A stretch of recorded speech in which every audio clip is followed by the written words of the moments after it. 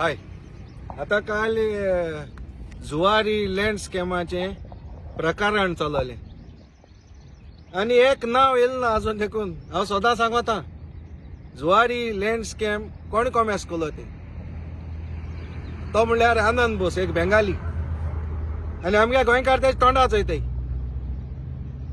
आणि हे land scam तेणे कॉमेस केल्ले 2000 रुपयांनी पर स्क्वेअर मिटर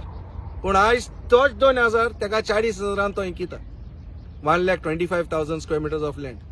पूण काल आमगेले सगळे MLA मिनिस्टर्स उलयताय पूण हे नाव येना कोण कॉमेस केलो ते